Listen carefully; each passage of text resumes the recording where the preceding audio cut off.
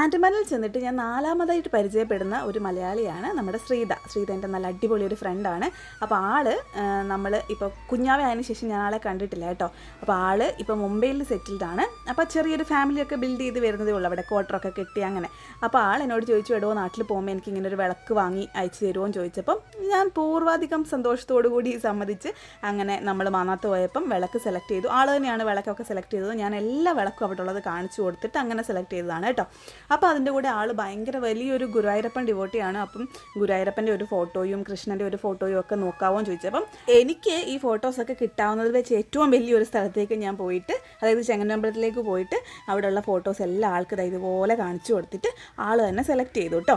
അപ്പോൾ നമുക്കൊരു കുഞ്ഞ് കൃഷ്ണൻ്റെ വിഗ്രഹം വേണം. അവിടെ നോക്കൂ, 2 എണ്ണ ഇരിപ്പുള്ളൂ. അപ്പോൾ ആൾക്ക് അത് താല്പര്യമില്ല എന്ന് പറഞ്ഞു കേട്ടോ. അപ്പോൾ ആൾ പറഞ്ഞു, ഇത് പോസ്റ്റൊക്കെ അയക്കുമ്പോൾ പൊട്ടുവിടുമോ, അതുകൊണ്ട് ഇയാൾ ഫോട്ടോ മാത്രം മേടിച്ച് അയച്ചാൽ മതി, കാരണം കുഞ്ഞുള്ളതാണ്, അവൻ്റെ ഒരു റൊട്ടീനൊന്ന് എല്ലാ ദിവസവും ഒന്ന് തമ്പാച്ചിനെ പ്രാർത്ഥിക്കാനൊക്കെ ആയിട്ട് അങ്ങനെയാണ് വിചാരിക്കുന്നത്. പിന്നെ നമ്മൾ ഈ പട്ടാളക്കാരല്ലേ, എല്ലാ പ്രാവശ്യം ഈ ട്രാൻസ്ഫറിനെ പേടിച്ച് മാക്സിമം നല്ല സാധനങ്ങളൊന്നും മേടിച്ച് വെക്കാറില്ല. അപ്പോൾ നമ്മുടെ കയ്യിലിരുന്നൊന്ന് പൊട്ടിപ്പോകണ്ടല്ലോ എന്നൊക്കെ കരുതി ഞാൻ അവിടെ ഉള്ളതെല്ലാം കാണിച്ചു കൊടുത്തു.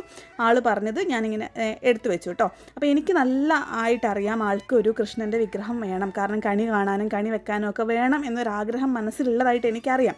അപ്പം ആളറിയാതെ ഞാൻ എൻ്റെ ഒരു യാത്ര തുടർന്നു, എനിക്കിഷ്ടപ്പെടുന്ന ഒരു കൃഷ്ണനെ കണ്ടുപിടിക്കാനായിട്ട്. അങ്ങനെ എത്തിയത് ആലപ്പുഴയിൽ നിന്ന് കണ്ണൂരിൽ പറശ്ശിനിക്കടവിലാണ്. അപ്പോൾ ഇവിടെ എത്തിയപ്പോഴാണ് ഞാൻ അറിയുന്നത്, ഇപ്പോൾ ഉണ്ടാക്കുന്ന കൃഷ്ണൻ്റെ എല്ലാം സെയിം മോൾഡിലാണ് ഉണ്ടാക്കുക. അപ്പോൾ ഏകദേശം ഒരേപോലെ ആയിരിക്കും എല്ലാം ഇരിക്കുക എന്നുള്ളത്. അപ്പോൾ കൂട്ടത്തിൽ എനിക്കിഷ്ടപ്പെട്ട ഒരാളെ ഞാൻ എടുത്ത് ആളറിയാതെ തന്നെ മേടിച്ച് പാക്ക് ചെയ്ത് ഇവിടുന്ന് മുംബൈക്ക് അയക്കുകയാണ് കേട്ടോ. അപ്പോൾ നമ്മൾ മേടിച്ച ബാക്കി സാധനങ്ങളെല്ലാം അയക്കുകയാണ്. അപ്പോൾ ഇത് കെട്ടുമ്പോൾ പ്രജിയും പോസ്റ്റ് ചെയ്യുമ്പോൾ പോസ്റ്റ് ഓഫീസിലെ അവരും എല്ലാം പറഞ്ഞു, ഇതവിടെ ചെല്ലുമ്പോൾ സേഫായിട്ട് എത്തൂല, പൊട്ടും ഉറപ്പ്, അത് വിചാരിച്ച് അയച്ചാൽ മതിയെന്ന് കേട്ടോ. എന്തായാലും ദൈവം എൻ്റെ കൂടെ ഉണ്ടെന്നുള്ള കാര്യം ഉറപ്പായി. അവിടെ നമ്മൾ 2 ദിവസം കഴിഞ്ഞ് എത്തിയപ്പോഴത്തേക്ക് ആ സാധനം സേഫായിട്ട് എത്തി. ഞാൻ കുറച്ച് ന്യൂസ് പേപ്പറൊക്കെ അഡീഷണലി വെച്ചിട്ടാണ് കേട്ടോ അയച്ചത്. എല്ലാം നല്ല സേഫായിട്ട് എത്തി. അപ്പോൾ കുഞ്ഞാവയ്ക്ക് വേണ്ടിയിട്ടൊരു ചെറിയ ലെറ്ററും അതേപോലെ എല്ലാം വെച്ചിട്ടാണ് നമ്മൾ അയച്ചത്. അവനൊരു സന്തോഷമാവട്ടെ, കുഞ്ഞു വാവയാണ്. അപ്പോൾ ശ്രീത ഒരിക്കലും പ്രതീക്ഷിച്ചില്ല ഞാൻ ഇങ്ങനെ ഒരു ഗിഫ്റ്റ് അയക്കുന്നത്. അതിൻ്റെ എക്സ്പ്രഷനാണ് നിങ്ങൾ കാണുന്നത്.